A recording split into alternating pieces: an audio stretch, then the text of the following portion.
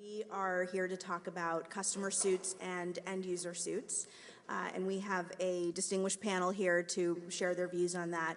Immediately to my left is Mike Lee, who is with Cisco Systems, where he is a senior director of IP. To his left is Bernard Chao, who is a professor at the Sturm College of Law at the University of Denver. Then we have Professor Michael Risch, who is a professor at Villanova. And we have Julie Samuels, who is executive director of Engine, which is a nonprofit advocacy group. So with those brief introductions, let's go ahead and get started. When we were talking about what issues we wanted to try to get into during this panel, the first thing that came up in our conversation was, what exactly do we mean when we talk about customer suits and end user suits? Because there's a lot of different flavors of those types of suits, and the implications of those different flavors really can vary greatly. So I'm going to start by asking Bernard to talk to us a little bit about what the different flavors of end user and customer suits are, and what you think is driving the character of those different suits. Right. So, I think you can roughly classify the end user suits as two types. I mean, there's sort of a continuum. But on the one type is sort of the extreme version of suits where you sue cafes, hotels, and the like for using equipment that is accused to infringe a particular patent. And I think that is generally the kind of end user suit that is getting a lot of press and attention, because there are views that is sort of the classic sort of abusive kind of litigation, because the value of the patents may be small, but the value of the cost of litigation is sufficient that you can obtain a settlement at sort of nuisance value against a lot of different players. And so that is, I think, the impetus driving a number of proposed legislations that are currently pending in the House and the Senate.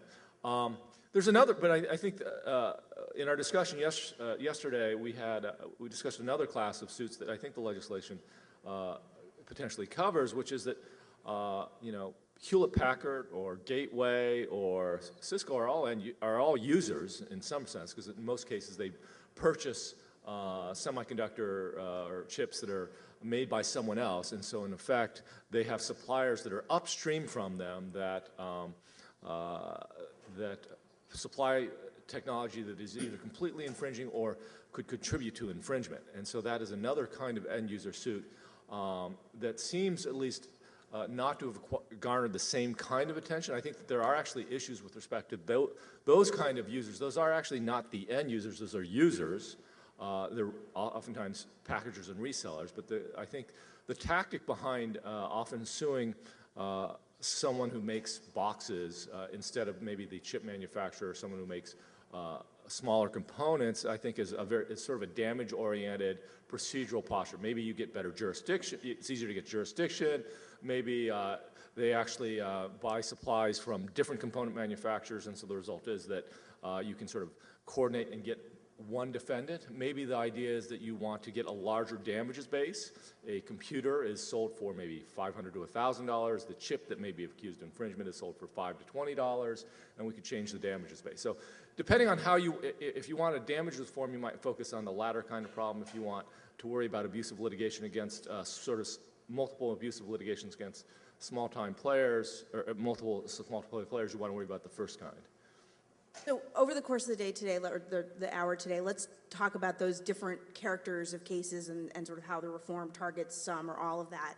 But before we do that, I'm hoping Mike and Julie, you guys can give us a little bit of a perspective as to what the scope of this issue is. So there's a lot of very high-profile instances of this, but it's hard for people that work in this space every day even to know what the magnitude is of these customer and user suits. Maybe you can share some experiences with us on that. Sure.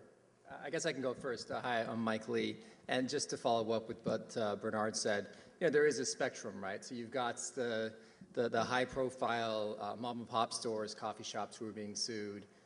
You've got folks like manufacturers who are being sued, and you've also got the folks in between. Obviously, Cisco's got a ton of customers, big and small, right? The coffee shops who buy consumer-based routers. You've got the enterprise customers who buy bigger routers, and you've got service providers who are a mix. And so obviously we care and love about all of our customers, to the extent any of you guys are out there. We have historically had a significant number of our caseload, patent infringement lawsuits, involve customers, right? And significantly and traditionally, they've been the larger enterprise or service provider customers. What we've seen recently in these past couple years is what's gotten a lot of attention in the press, which are NPEs or PAs going after thousands and thousands of end users who basically do nothing but use our end products. And what I mean by that is, the kind of the poster child of this was a PAE called Innovatio. They sent out about 14,000 demand letters to a variety of end users and customers, retailers, hospitals, Build-A-Bear, you name it, basically asking for a couple $1,000s to settle out a claim to avoid infringement.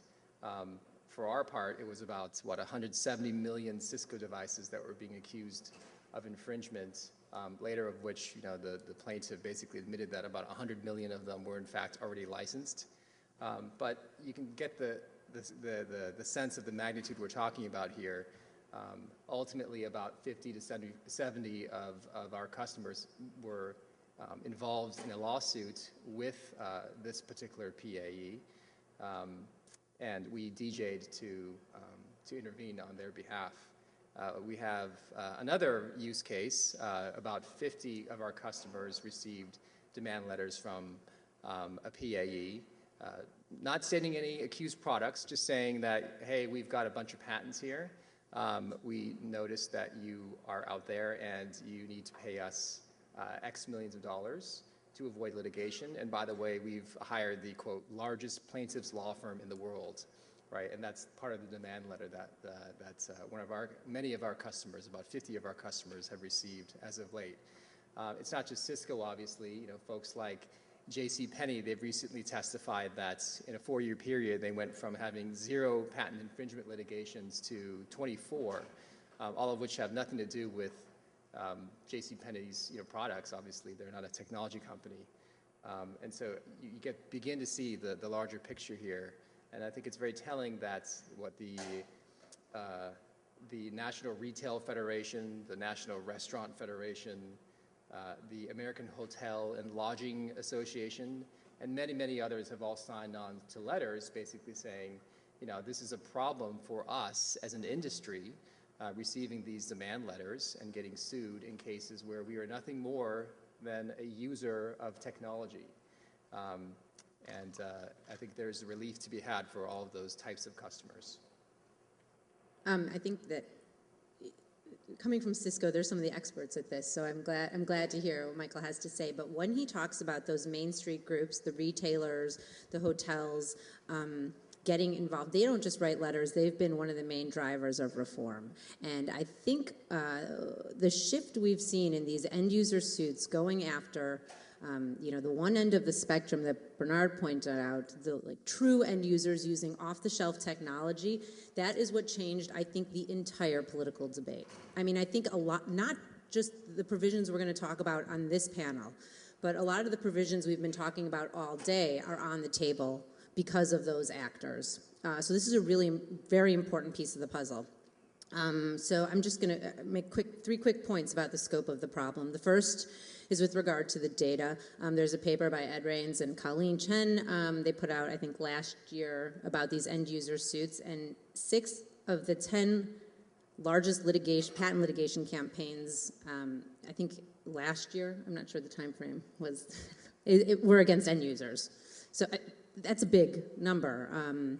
And I think when we think about the Innovatios and the folks who target the JCPenney customers, we're thinking sometimes about patent holders who are trying to go after big pockets. Maybe Innovatio's goal was to get at Cisco's money. But there are also entities who I think of as, frankly, a little bit more crazy, whose motives aren't that clear, who are really just trying to, in my view, extort some money off the end user. President Obama used the word extortion. So one example of Be that. right. Yeah, so it must be right. And Colleen said so too. One of, the prime example, and I'm going to talk a little bit about that, I think, later today too, but is a troll called MPHJ, better known as the scanner troll. The story is convoluted, it's long, it's frankly weird and interesting, and I'm happy to get into details later, but I don't want to take up all of our time. But this entity claims it owns, a patent that covers scanning documents to email. They have said publicly now that they believe every company in the United States that has 100 employees or more, quote, most likely infringes their patent, and almost every company that has at least 20 employees, with certain exceptions like bars and restaurants, most likely infringes their patent. And they went ahead and they sent out 16,500 demand letters saying, you most likely infringe our patent, pay up. Now, I think it's because, again, of actions like these that we're all focusing on this problem. And the final thing I'd like to point out when talking about the scope is we don't even know the beginning. We don't even know the tip of the iceberg because so much of this stuff happens pre-complaint. That MPHJ, that entity that sent out nearly 17,000 letters, I think has, last I checked, filed one lawsuit. And they only did that after states' attorneys generals started going after them. So none of that is recorded. The only reason we know that number is because they're in litigation in federal court with the Federal Trade Commission right now, and it's in the pleadings. The scope of the problem is nearly impossible to know because so much of it happens pre-complaint. So much of it happens in demand letters. And I think, we'll talk about that a little bit more today too, because there is some proposed legislation surrounding demand letter reform. But it's a big problem, I guess, is what I would say about scope. All right, well, let's shift to what is going on in the courts and in at the national scene legislatively and at the different state levels. But let's start with the courts, and let's talk about the tools that courts have already to address these suits and how you guys are seeing that play out in practice. So I'm going to start by asking, why don't we throw it out to Michael to start? But Michael, what do you see as the available tools and how effective those actually are in addressing these customer and user suits? Well, it depends, because I think you have to take a step back and ask, why are the end users being approached or sued? On the one end, you have end users who are approached despite being protected by a license agreement, which is essentially fraud, especially if they're covered by a license agreement. Sometimes there's a dispute about it. That's a step back from that. But that's one end of the spectrum. The other end of the spectrum is when end users are approached because they are the only entity for which patent infringement remedies are available. So, for example, it may be that the manufacturer is outside the United States. It may be that the manufacturer is not liable as a contributory infringer, and they're not liable for inducement. So when we talk about end users being liable for buying off-the-shelf technology, so long as the seller maintains that they're not liable because they didn't induce or that the off-the-shelf technology is good for other things, the end user is the only entity that the patent holder has an option to go against. And so which end of that spectrum you're on, or more likely somewhere in the middle, has a big effect on what you can do. So, for example, if the manufacturer is potentially liable, they can file for a declaratory relief judgment. They can, then the end user can move for a stay, and courts have been more willing to do that. And there have been a handful of motions that have been granted, and a few more that have not been ruled on, some for a long time, and courts should really do that faster, but they sometimes don't. But if the manufacturer is not liable, then there may be nothing that the manufacturer can do because they may not have standing to challenge. They'd have to intervene in every single one of these cases to help out. Or the manufacturer could step in. So, for example, in the MPHJ case, Canon stepped up. They paid money to MPHJ and said, everybody from Canon is released, we're going to get a license. And that was the end of it. And now anybody who has a Canon printer that sends directly to email, they're not liable anymore. So there are things available right now in the law. There are stays that have been granted, but it really depends on the type of end user, the reason they've been approached, and really the court's willingness to rule. Mike, what's Cisco's experience been on whether or not the tools that are available now through the courts, such as stays of customer action or tailored case management to deal with these kinds of situations, how often are you actually seeing that employed? And if you're not seeing it employed, is it because you're not asking for it, you're not getting it, or you're not getting it quickly enough? Sure. So I will note first off that you're absolutely right. There is currently a customer stay exception. It's interesting that the legislative history of the Goodlatte Bill, H.R. 3309, they describe the current landscape of the customer stay jurisprudence as a, quote, dog's breakfast of overlapping, inconsistent, and conflicting decisions. I'm not going to go there, but I will say that for Cisco, we've filed at least 8 DJs where our customers were in a lawsuit with the intent to then move and then get them stayed. Our customers, we have not won any of those. Some of them were denied outright. Others were basically not decided, in which case, either way, practically speaking, what happens is that we are litigating alongside our customers. We're seeing our customers go through needless and burdensome discovery, which we don't think they need to go through and shouldn't go through, where it's really Cisco's products who are being accused of infringement, and where if it were just the suit against Cisco, for example, it would potentially exhaust or otherwise get rid of all the infringement liability for those customers. So unfortunately, we have not seen much headway in terms of the existing jurisprudence with respect to our customer cases. Okay, now I'm going to ask somebody on the panel, maybe it's going to be Bernard, maybe it's going to be Michael, but put yourself in the shoes of the patent holders, okay, in this situation.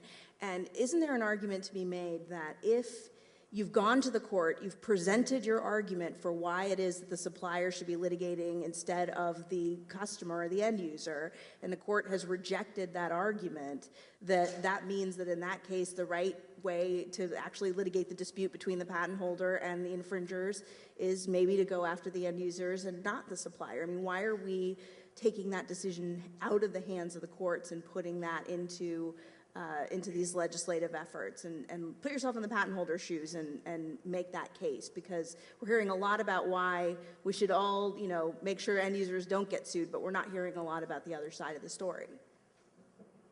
Can one of you help with that? I'm happy to do so. Go for it.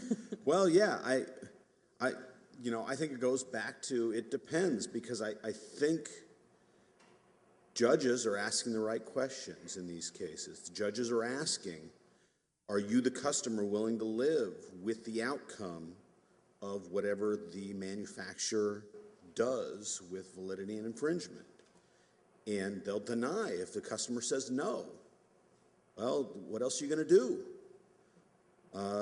You can't have a duplicative view. Sometimes the move for stay comes very late in the case. Sometimes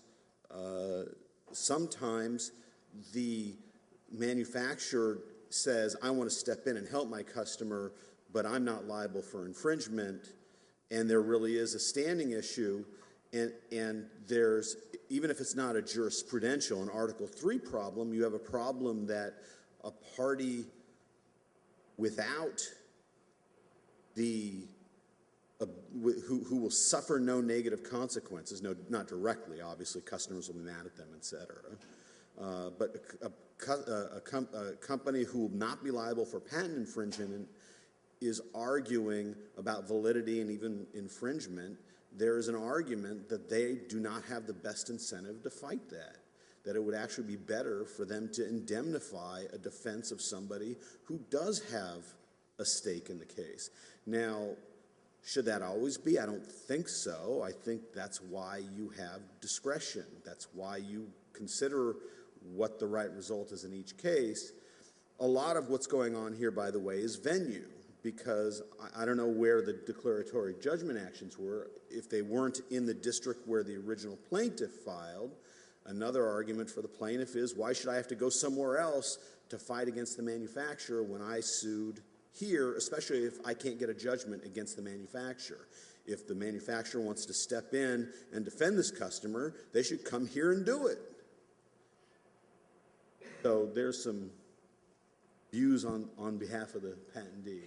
Well, yeah, so I think all that, I mean, based on our conversations, and I'll ask Mike, I mean, it seems like what you're saying, there are situations clearly where it does make sense for customers to be the situational lawsuit, and I think that's fine, but there are also a lot of situations when there are not, and the question currently, I think, is, are the courts actually looking, I mean, I think you said the courts are looking at the right factors.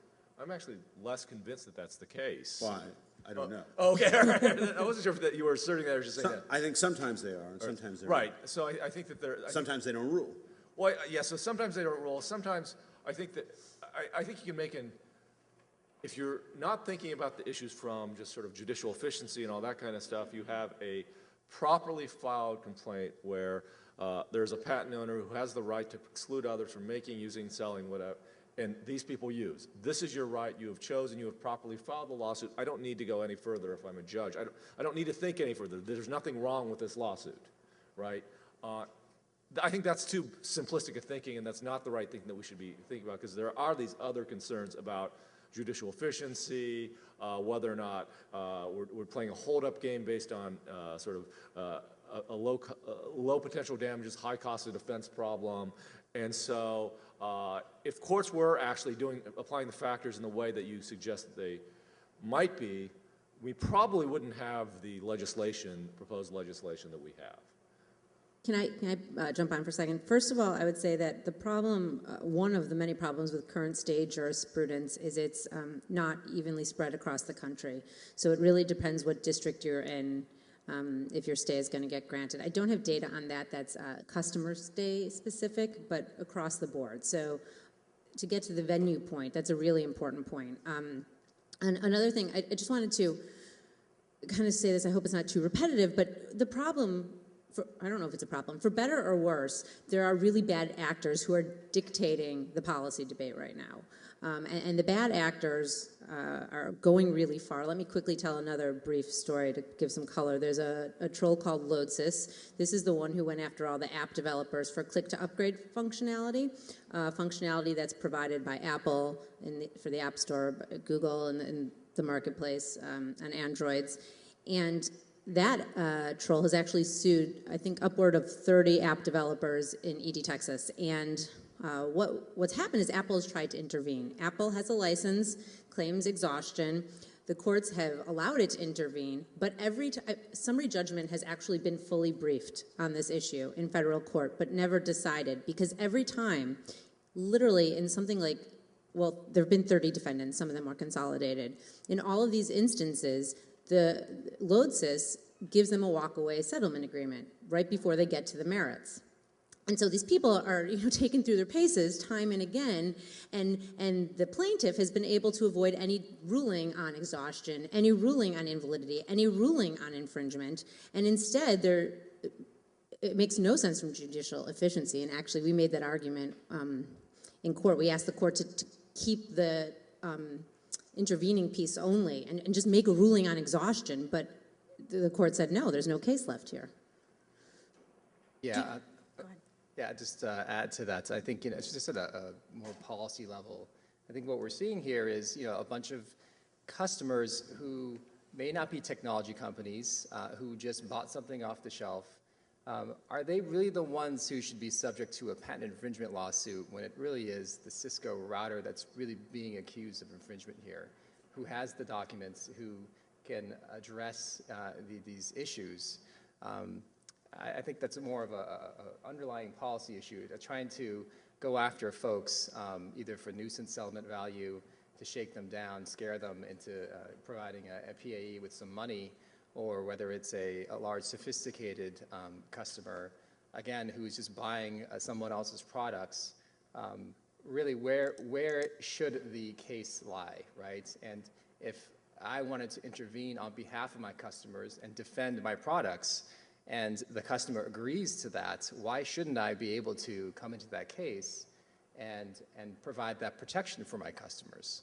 And we've tried that, and under current jurisprudence, we just have not been able to get that kind of relief for our customers. That also makes a ton of sense when you think about the patent system as a notice system. I mean, do we want people who buy routers at Best Buy to be the people who should be on notice and reading patents to understand if they are potentially infringing? I mean, that's a total economic disaster as far as I'm concerned.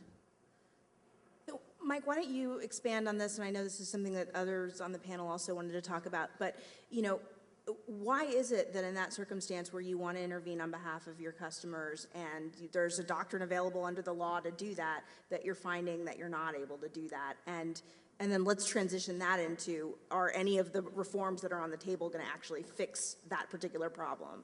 Sure.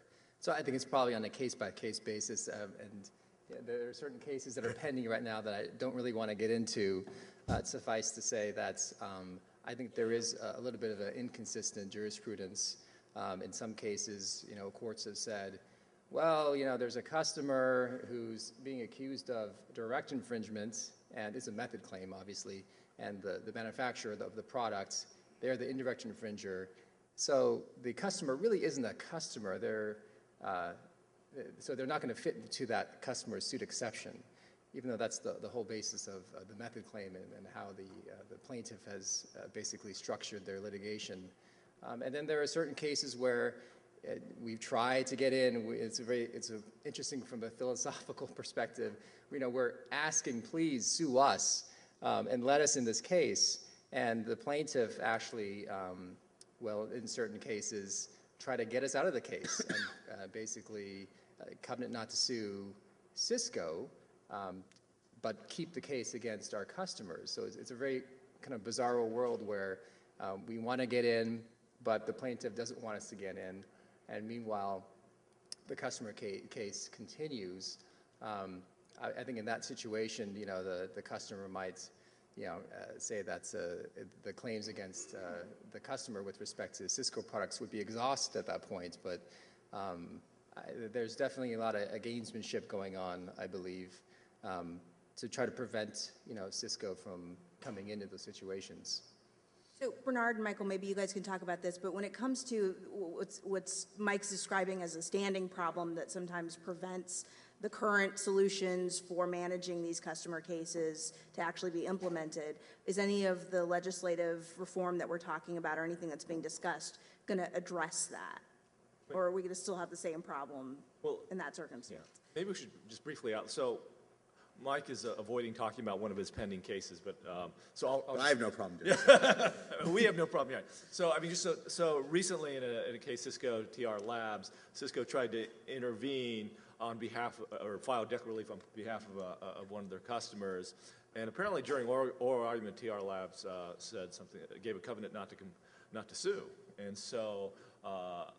And if you read the decision, what it looks like is that up until that point, they had standing to file for debt relief because they had the potential to be sued for inducement or contributory infringement or what form of indirect infringement. At the point that they made that promise, if you read the opinion literally, it looks like suddenly declaratory judgment relief went away, and the customer suit remained. And as my understanding is, the customer is now trying to argue that that covenant not to sue is essentially a license that will be exhausted and protects the customer. But Cisco has lost standing in that lawsuit, if I understand it correctly.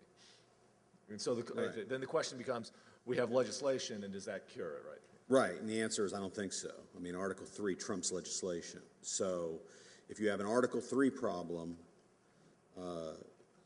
then no matter what stay, no matter what legislation you can't have a separate declaratory judgment action. Now, you might still allow Cisco to intervene in the case as an interested party, but not as a separate declaratory relief plaintiff. And that ties to, and then the issue with the exhaustion leads back to the asymmetry I was talking about, which is the covenant not to sue might be that the patentee sees the handwriting on the wall that there's no inducement. The general rule is if you have a good faith belief the patent's invalid, no inducement. So Cisco presents evidence, we got an opinion of counsel, we think the patent's invalid.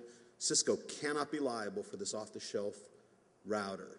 The only party that can be liable, period, is the end user. Covenant not to sue Cisco, that can't be a license for the end user because the covenant not to sue is for secondary liability. It's tough breaks. I'm not saying this is a great state of affairs. I think that having a single validity determination by the person making the product is the way to go. I'm just not sure you can get there, although we can talk about what the provision is. It won't always be this way, but there are standing issues. I agree. I think that the problem with some of the provisions is that we're thinking about this in an existing framework, and particularly when you start thinking about software-type inventions, the way people have access to things has so fundamentally changed that we need to be thinking more creatively, like ways that someone up the chain can make validity determinations. That makes more economic sense.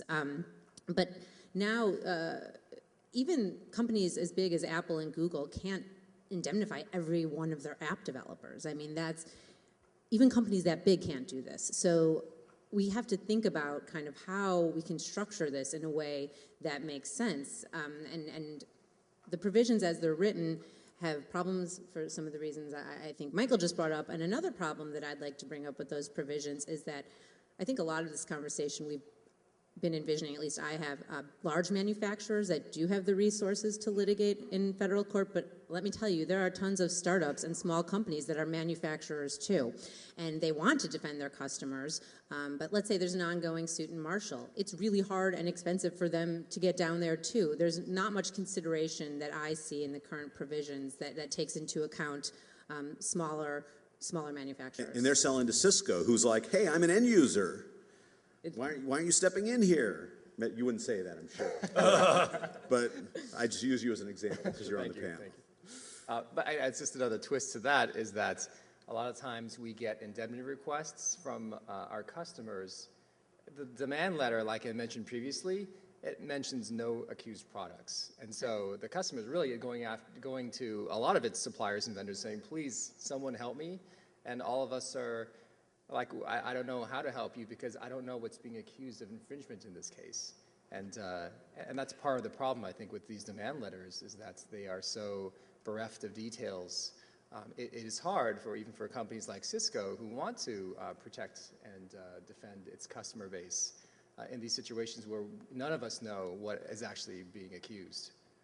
Right, so maybe we should talk about the proposed legislation just so it's out there. We haven't actually outlined the proposed legislation. So there's a number of different, patent reform legislations. Many of them include essentially a stay on customer suits, provided that the customer agrees to be bound, that there's an existing action, I believe, with the supplier.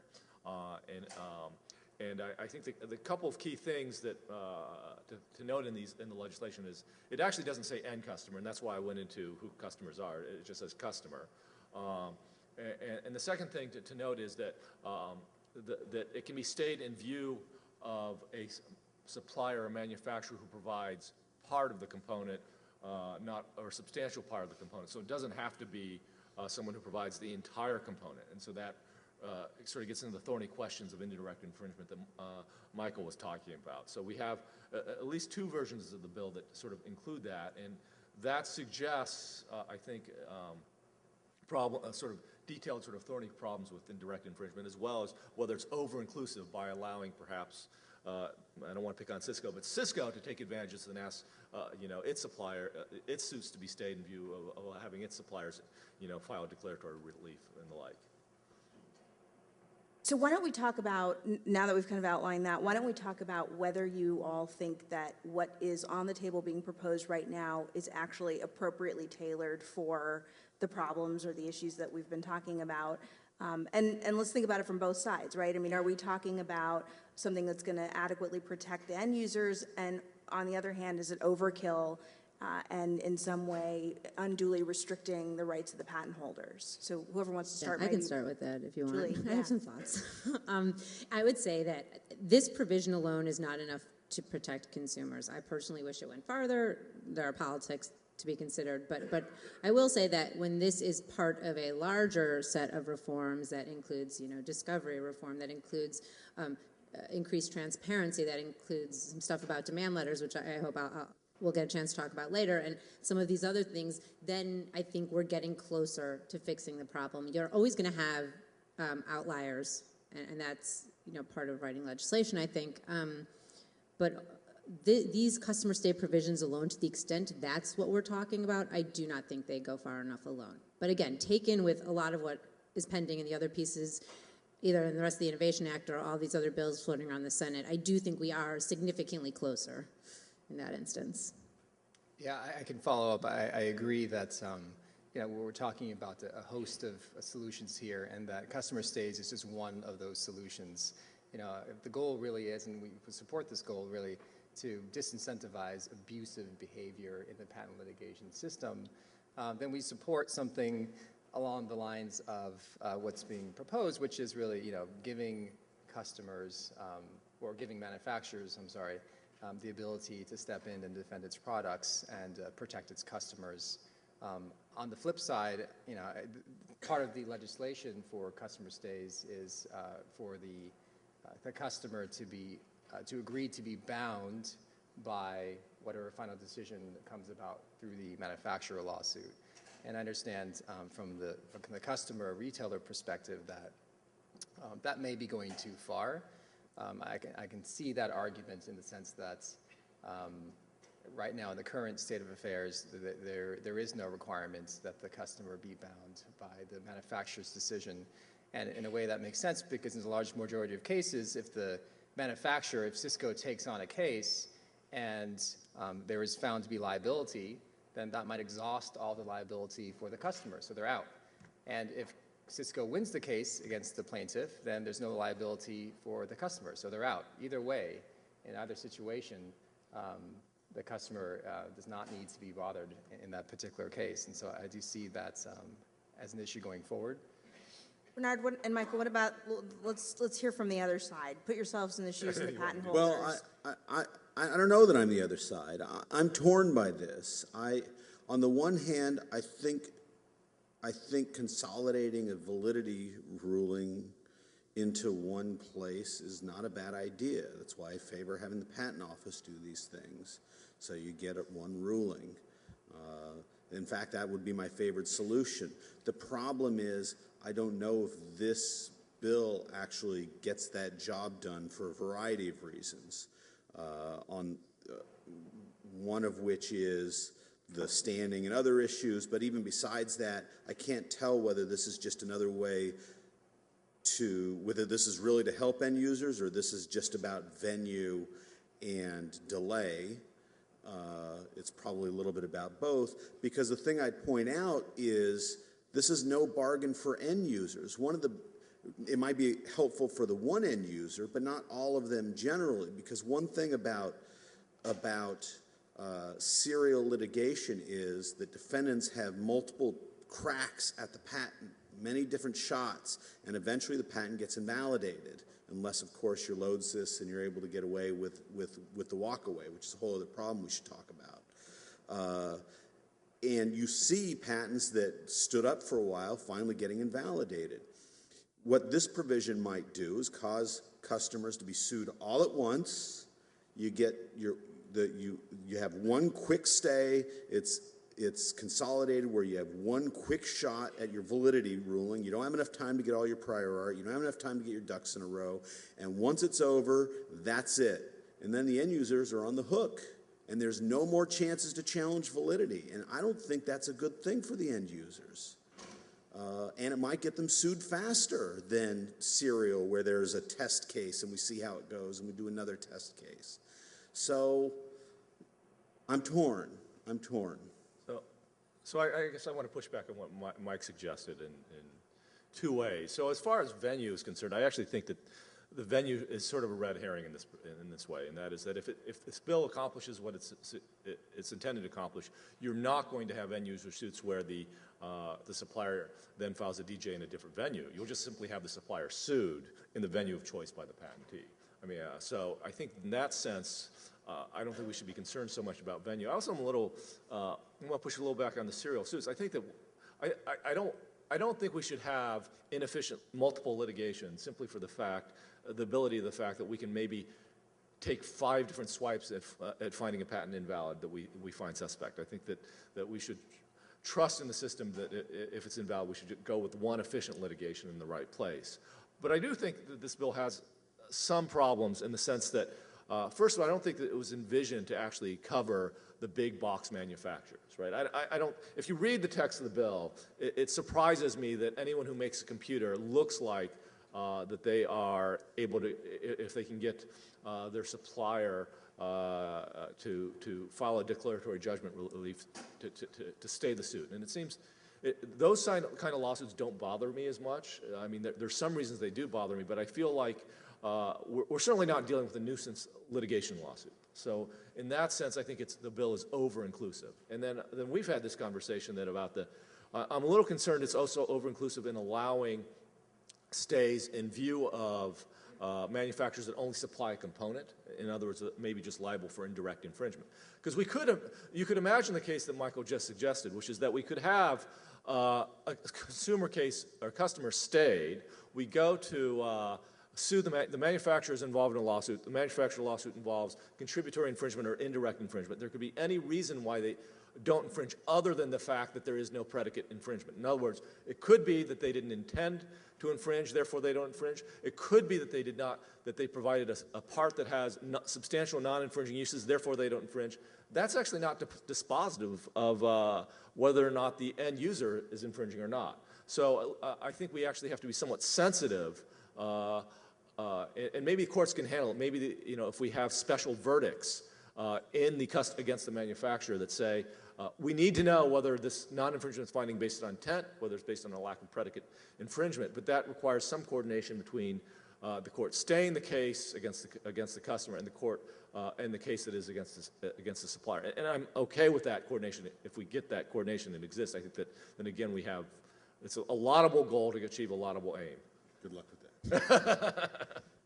All right, let's transition to some of the activity that's happening at the state level. And I'm going to start with you, Julie, but there's a lot of buzz about different states, either through legislative activity or through AG activity or whatever, trying to take a hold of this problem and protect the end users as a result of, the high-profile instances where the mom-and-pop coffee shop maybe gets a demand letter.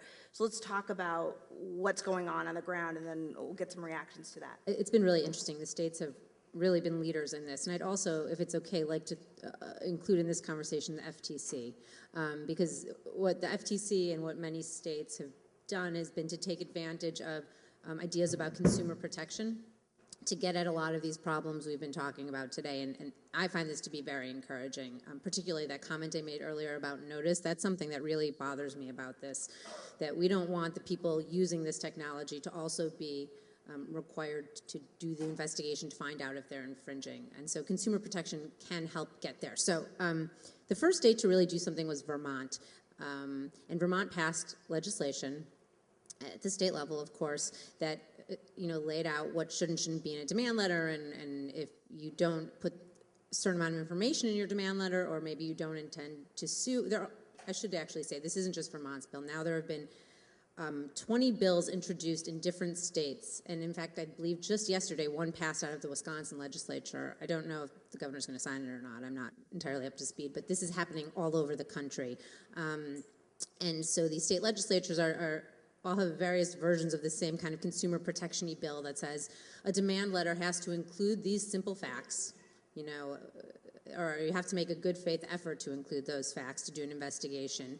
And you can't send a demand letter unless you really think you're going to actually sue after, and you need a basis to send the letter. And if you don't do this, you're in violation of, most of these bills look like consumer protection statutes already on the books in various states. Vermont has actually sued MPHJ, the scanner troll, over this. Other states have, MPHJ is in hot water across the country. They're in a lot of lawsuits. the law firm that represents MPHJ in a lot of these cases, Farley Daniels, that law firm is in litigation with the state of Nebraska, who's been a real leader in this space. A couple other states, Minnesota and New York, come to mind, have settled with MPHJ. They have consent decrees on the books. So essentially, that MPHJ can't send demand letters in Minnesota unless it clears it, I think, first with the state AG's office. In New York, if you had already signed a settlement or taken a license from MPHJ, you can nullify it now due to a consent decree that was signed in that state. So you can see, and there are a lot of moving pieces here. Like I said, 20 states have done something. And last month, 42 state attorney general sent a letter to Congress, to the Senate, in support of patent reform, particularly with regard to demand letters. That kind of legislation I was just talking about is pending now at Senate Commerce, and some flavor of it too in Senator Leahy's bill. Those things look a lot more like FTC, consumer protection actions again. And the FTC too is being really active on this front. The FTC is doing a 6B investigation right now. They're in the early stages. For those, the 2011 notice report, for instance, from FTC has been incredibly useful for a lot of us in this space. So I look forward to see what's coming there, but it's a long process. And again, MPHJ, the scanner troll, has been targeted by the FTC. We now know that FTC had written up a draft complaint alleging that MPHJ violates Section 5, violates consumer protection statutes, and gave MPHJ the draft complaint, and then MPHJ sued in the Western District of Texas, sued the FTC in the Western District of Texas, and they attached the complaint. And in MPHJ's complaint plus the attached draft FTC complaint, that's where we really, for the first time, got all the details of MPHJ's business model. So that's just kind of a framework of all these other ways that we're getting at the problem. And I will just say, with regard to the customer stay piece, I think there is this kind of genuinely accepted idea that the customer stay provisions that are in the various legislations, they won't go far enough, and people know that, and it's why the states and why the FTC are still getting active. There are also real bottom feeders in this space, and I don't necessarily think it's a good idea to write patent reform legislation surrounding the bottom feeders when we do have consumer protection tools that can just get rid of those, really slimy actors. Well, that was going to be my next question to the panel is, throughout that discussion, it sounded like NPHJ was a rotten apple maybe that was spoiling the whole bunch. And is all of this activity and all of these different states going out and trying to deal with this at a state-wide level, is that overkill for the problem that we actually have? And maybe you all can respond to that. I mean, do you think this is really appropriately tailored to what's going on, or do we have an overreaction because it sort of feels good to protect the coffee shop on Main Street? I'm going to say that because so much of this happens at the demand letter stage, the answer is I don't know. And I don't think anybody knows. I guess I think some of this goes too far. I think that other than the two big examples we have, MPHJ and Avadio, we don't hear about the 10,000 letter campaigns really. So it may be overkill, but at the same time, if you want to curb that, you have to have something in place. So I think you got to do something if that's a particular behavior you want to curb. Now, I don't know that you need to do too much because I don't think that campaign has been that lucrative for either of them, and therefore I don't know that it's going to be copied by others. But you're still talking about 30,000 different people in the country who've gotten demand letters, and that's a lot of people. So we write legislation in this country that if we're yeah, I understand. That's what I'm saying. You got to do something. You got to. Oh no, yeah, I'm agreeing. And I think that the fact that the retailers association, the hotel associations, the restaurant associations, the fact that they've all come up and said, this is a problem for us, I think, that deserves to be heard, and that's probably why, in large part, and there's a lot of ground swelling now, where maybe we didn't see that before. Maybe that is indicative of a larger problem. I think what Julie said is right. A lot of these demand letters, we don't see all of them, obviously, but they do, because they get them.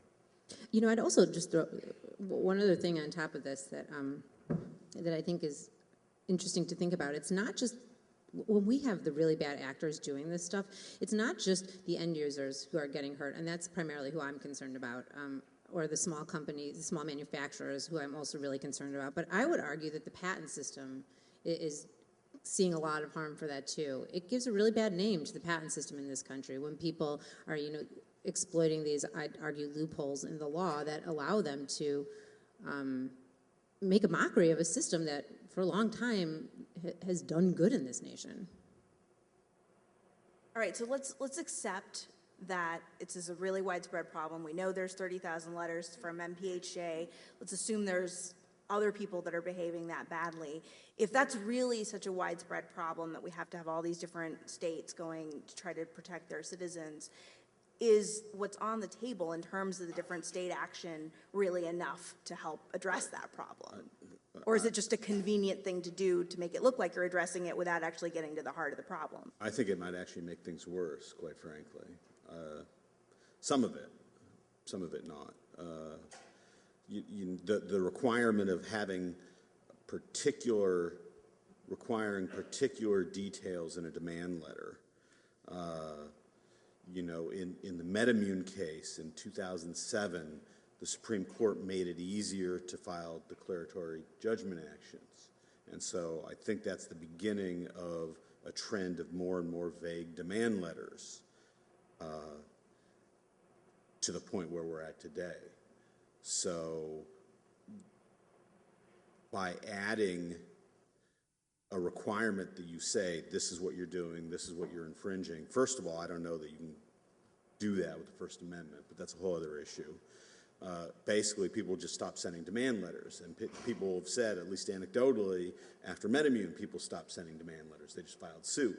Now, MPHJ is not going to file 30,000 suits, so it may be that the unintended consequence is you see more suits from big aggregators who have the ability to sue and less demand letters from the MPHJs of the world, and that might be a world that is better, or it might be a world that's worse, I don't know, but that's at least one possible outcome here that's worth considering if that's the requirement. And then the requirement that you not send a demand letter unless you're planning on filing suit. Well, if you're planning on filing suit, why would you send a demand letter? I guess it's if you don't have a good faith, intention to follow up, which mirrors what's in the Unfair Debt Collection Practices Act. And Sure. that's kind of where I think some of that comes from. Sure, fair enough. Yeah. Fair enough. So Julie, go ahead, sorry.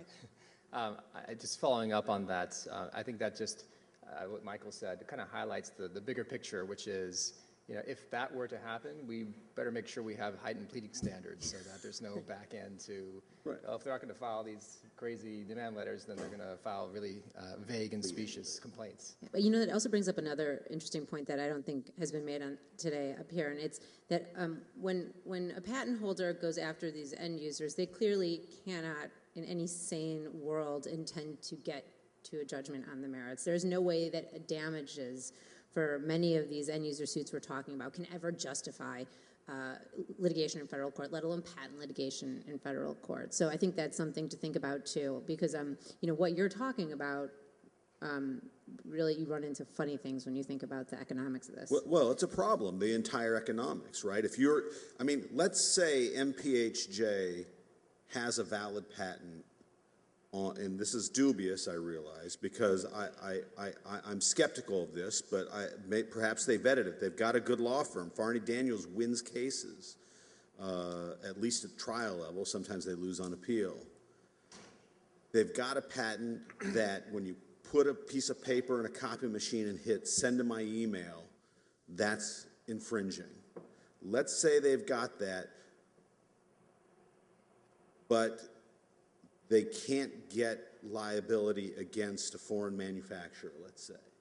The only likelihood is they've got to go after the end users. What are they supposed to do? Now, I think the amount they're asking is too high, but what's a patent owner supposed to do when it has relatively small damages, but it thinks it's being infringed? I would maybe argue in that case the patent system shouldn't be their answer. Well, And I would also Maybe, or argue you have in a that patent small case, claims, or you or have you- some right, or and again, I know that you said that was dubious, I agree, but, in that case, you have to question is it because of MPHJ or whomever the original inventor was that we're now able to scan documents to email, which should be what we think about when we think about patents that are granted and then asserted, I think. And I worry that we've moved far away from that conversation, and instead we tend to talk about how to make sure patentees get paid, and sometimes it's a shame we've ended up at that point to start, like in this case. But I'd also say that scenario is counterfactual in the sense that there may be foreign manufacturers that are beyond the jurisdiction of the United States, but the most efficient entity to defend that lawsuit will never be the end user. I mean, there's someone supplying. Got to go to the ITC. Right? Somewhere else, There's someone. Well, there's some. I mean, there's good. Yeah, You there's going can't to go to the ITC because you're a non-practicing entity. So no, but you can sue the importer in the United States. I mean, in a district court, right? I mean, they're going to. There's someone selling it. That's not all mail order where they somehow avoided minimum contacts, right? So there's always going to be some supplier that may not be the ultimate manufacturer that is one place where all the suits and all the damages can be aggregated in a more efficient way and so we can have one lawsuit to determine the validity and the infringement of the patent. right, and I think that's why this campaign seems so egregious. No, but in that case, I mean, if it's true that you can most efficiently resolve the dispute with the supplier or the manufacturer, then why do we need all these different state AGs and state legislatures mandating what happens in the demand letters? Why don't we wait and see how it plays out and then let the normal customer stay doctrine that exists be the vehicle by which we manage cases efficiently? I mean, isn't that what it's designed to do? I mean, I would argue that part of the problem we have currently is that a lot of the actors in these cases, a lot of the patent holders aren't really acting like reasonable parties. Like typical game theory, like typical litigation game theory isn't really working with them.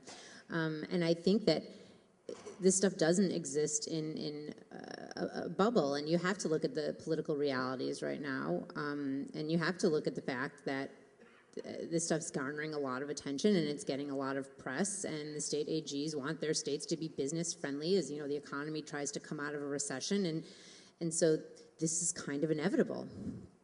Yeah, and I think from my perspective, you look at the trolls we talked about, the PAEs who send 13,000, 30,000 letters, and they only end up suing a handful of folks. And maybe they're hoping that the rest of the folks that they sent letters to will just give them the $2,000, $3,000 that they want to avoid litigation. And again, these are companies or mom and pop stores who may have never seen a patent infringement lawsuit in their lives.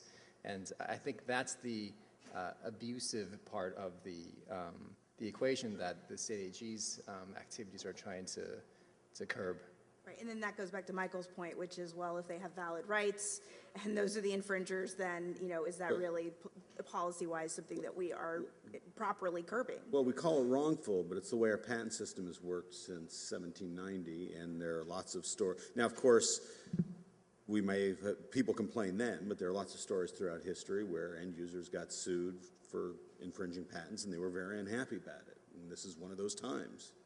I would argue, though, that I don't disagree with that, but I would argue that the software economy has brought us to a new moment in that, and I think it's changed some things from a policy perspective that we need to be thinking hard about.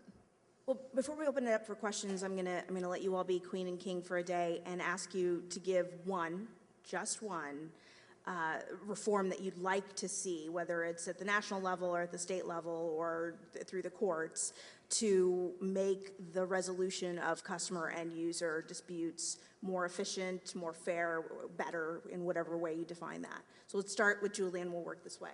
I mean, if I could really go crazy, I would turn back the clock to the 90s, and I would take a whole bunch of cases off the books, and we wouldn't have software patents. Queen for a day. Queen for a day. I mean, I don't think that's realistic in the world in which we live in, but I wish that things had been done differently a while ago. I think that as long as our system is a one-size-fits-all system, and because of TRIPS and a whole other host of things, I don't see that changing anytime soon. How we patent software should not be how we patent pharmaceuticals. It does not make sense, and it's led to a whole host of problems, and I think the end-user problem is one of the most egregious problems that comes from that. And I also think, and I said this at the outset and I'll repeat it again, that the end user problem is what from day one has driven all of this reform talk, because all of a sudden, for really the first time ever, patents made good TV. The fact that This American Life dedicated 2 full hours to talking about patents is crazy. You know, for those of you in this room who've been working on patents as long as I have, that's crazy. And it's because the end user suits, because these people have really compelling stories. So. Well, they did have that movie with Greg Kinnear. Yeah, well, but did anyone see that? Except for us, yeah. Okay, well, that's true.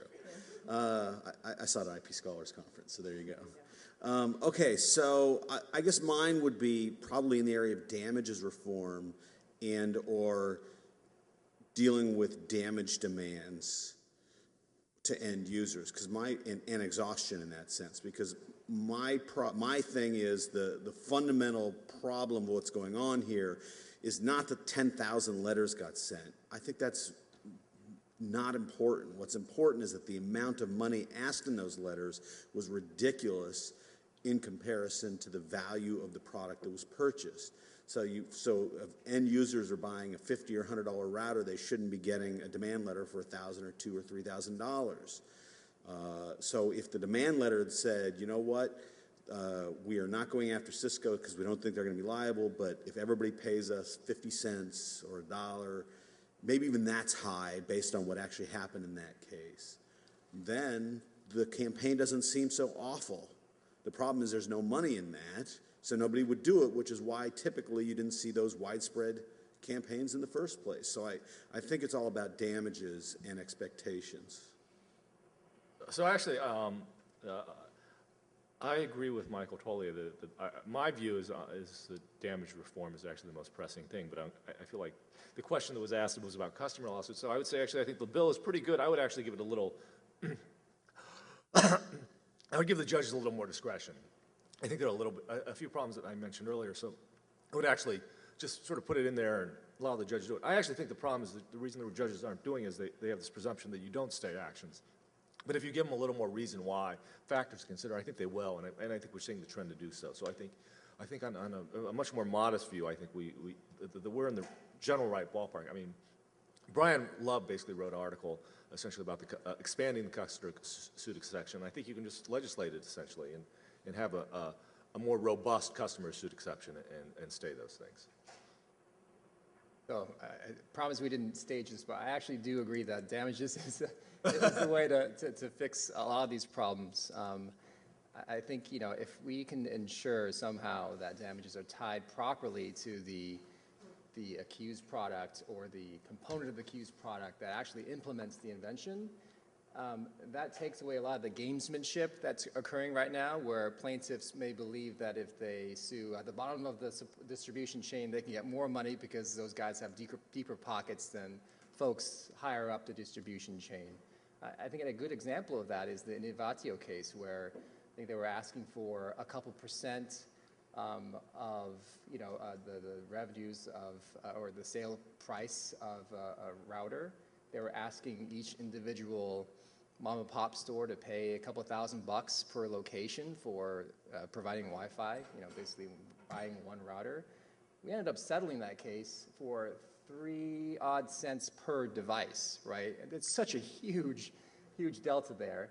And it really is to show that the disparity in the damages jurisprudence, what plaintiffs believe they can get, and ultimately where the case law should be. And in our case, in the Innovatio case, ended up where it was the small saleable unit was based on the chip that was in the router, and that's where the damages revenue was applied. All right, well, thank you. We'll open it up to the floor for any questions, if anyone has questions or comments. It's all related. Hi. So I want to point out that, you know, as a small business owner, the thing is that I get demand letters, and I know that other small business owners get demand letters, not just for patents. I mean, I've never gotten one for patent infringement, but for lots of stuff. I think this is a non-issue whatsoever. I think the reason it's getting a lot of attention, and 30,000 people out of the U.S. is really a small number. Look at the number of, you mentioned, you know, collection agencies. You know, there must be 100 times, 1,000 times that many that go out per month. I mean, that's where, the reason this is getting a lot of attention is because the governor of Vermont can make it into a political issue that's easily solvable by passing some law that may or may not even have any effect, but it looks like it's protecting business. I think there's an overarching problem here that I see, and I think unfortunately the legal profession and academics, legal academics are contributing to this, and that is that people who want to weaken the patent system, maybe they have legitimate reasons. People who think that software patents are not legitimate, that's debatable, are lumping in everybody that they don't like into this category of patent trolls. And we look at the conference, how it's named, patent trolls. Everyone from those who send demand letters for $1,000 to mom and pop coffee shops to intellectual ventures, to a company I'm familiar with that produced a product, went to a large manufacturer to negotiate. The manufacturer infringed the product, and in the press, this company that I know, even though they manufacture a product, is referred to as a patent troll and used as an excuse for reforming our patent laws, even though this company produces products because they can't find the product at Walmart, so therefore they're considered a patent troll. And I think that's the problem, that this term patent troll has gotten way out of hand for political and certain agendas for affecting the patent system and passing these regulations. And by the way, in the public and among politicians that I talk to, they refer to these people who are sending out these demand letters, we've got to stop this, and that's why they're reforming the entire patent system. Well, I think we may be back to where we started with this, which is the uncertainty as to what the scope of the problem really is and whether it is as big as people think it is or whether we've got a few high-profile examples. And I think we all looked, right? We don't have any studies on that. Well, because most of it happens pre-complaint. But I would actually argue, and I would just push back a bit, that I think there are, it is, I don't want to make too sweeping of a statement, but it's been a long time since I can remember where we've had such a robust conversation about patent law that explicitly considered the public interest that didn't necessarily align with the patent holder interest. And sometimes those things align and sometimes they don't. And I've been really encouraged by this conversation because it is more robust and there are more people around the table than I've seen in other pushes to address problems in the patent system that happen every so often among policymakers. And for that, I've been really thankful. Yeah, and so I want to make clear that I think the word patent troll is overused and it's just good press. But I mean, for example, I think there's actually several. I don't want to speak for Michael. I think I suspect, but I think there's several people on the panel, or I'm one of them, who don't want to do things or legislate change based on the type of entity you are, but on the type of behavior you have, right? And so, whether it be a Fortune 100 Silicon Valley company that asserts a patent that I think is overbroad and asks for too much money, I think that's wrong. I think it's wrong that these demand letters are wrong. But I think there is a problem. I think the patent troll sort of language sometimes does get in the way, but I think it's just a convenient sort of shockingly American way to talk about things in sort of pithy statements. Yeah, I think the focus is properly on trying to prevent abusive behavior in the patent litigation system. The fact of the matter is, for Cisco, for example, we've got 70-odd patent infringement cases. Maybe 90, maybe even 100% at this point are cases where we are being sued by companies or LLCs that make no products, that either bought their patents on the secondary market and then turned them around and are just making a business, 100% of the business on asserting and licensing and enforcing. And so that's the reality that we live in. That's the lens that we see the world, unfortunately, in this conference. Okay, Michael, I'm going to give you the last word. Anything you want to add? Yeah, I totally agree. All right, thanks, everyone. Thank you.